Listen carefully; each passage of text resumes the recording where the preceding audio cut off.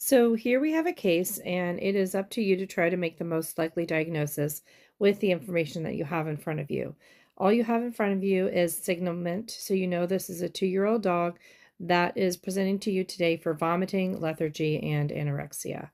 Now, this dog's history possibly is that the dog had been swimming or playing in a pond or a stream, and you can see this dog had x-rays taken and there was some mineralization seen in this GI tract, and also that there was blood work taken that showed a very high calcium and a low phosphorus. Today's case has some very unusual features, and I can't wait to go over it with you.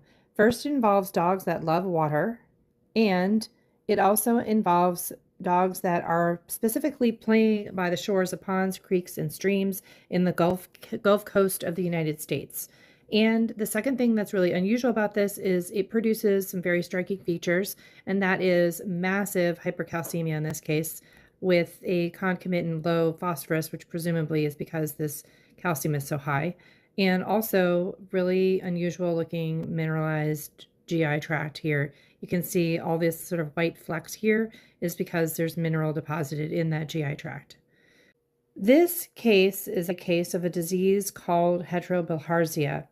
I'm going to go through the interesting life cycle of heterobilharzia, and the reason why we're talking about this because it is a really, really interesting example of granulomatous hypercalcemia that can happen in some dogs. And even though it may be an unusual parasite that you will never encounter yourself because it's pretty specific where you find this disease, it is a great example of a multi-stage parasitic disease infection. And so I'm going to go ahead and review this. I made this cute little diagram, and I hope that it makes it clear how this infection occurs.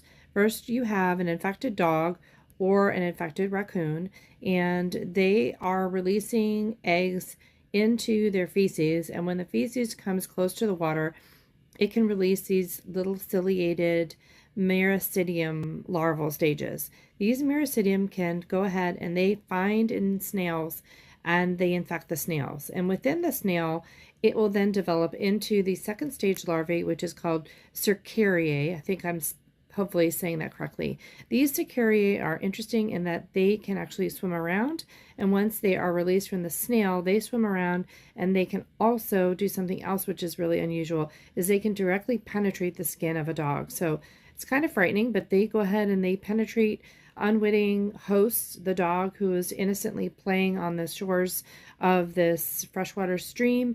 And once they penetrate the skin, they can actually go into the bloodstream, and from there is further development of that cercariae to the juvenile form, and the juvenile form goes ahead and goes into the mesenteric veins of the intestinal tract. So now that these second stage larvae have actually entered the bloodstream, they are migrating around, and they migrate from the lungs into the heart, and they go and they finally enter the portal bloodstream. And these second stage larvae then mature up and become fully functioning fluke adults.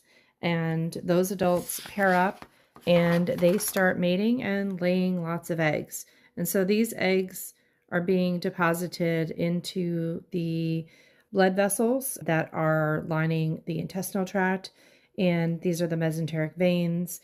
And some of these eggs then are then passing through the GI tract. And a lot of the eggs are actually staying within the tissues of the intestinal tract, and that is basically triggering an intense granulomatous inflammatory response. And these granulomas contain a lot of macrophages, and these activated macrophages actually produce active vitamin D or calcitriol. And it's calcitriol production that leads to the really high calcium levels that you'll see in some of these dogs that are infected with this disease.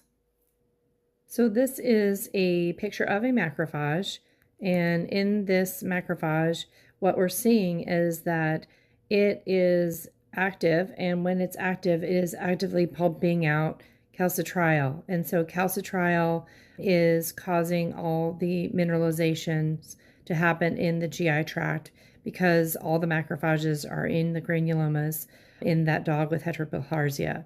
It also is a good example that shows you that hypercalcemia that is caused by granulomatous disease is often very responsive to steroids because steroids help suppress or decrease that inflammation that causes all the macrophages to get activated. So not all cases of hypercalcemia respond to the same things, but granulomatous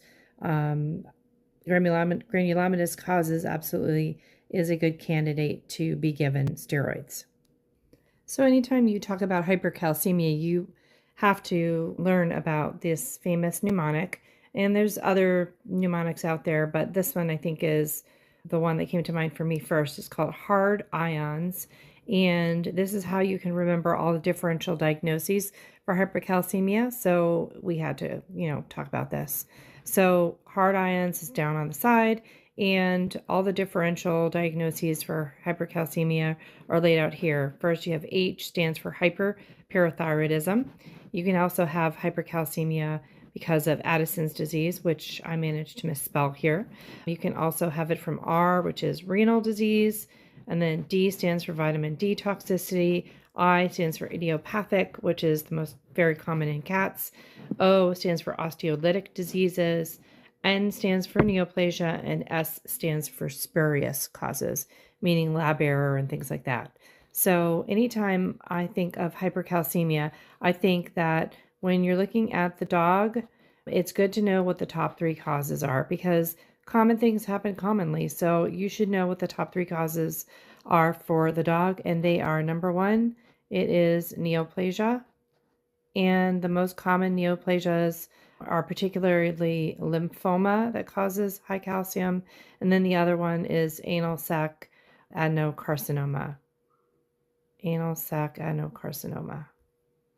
That's number 1. Number 2 for the dog is Addison's disease, spelled with 2 D's. And number 3 is hyperparathyroidism.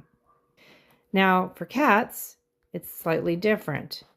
Cats, the number 1 cause is also neoplasia, malignancy-associated hypercalcemia.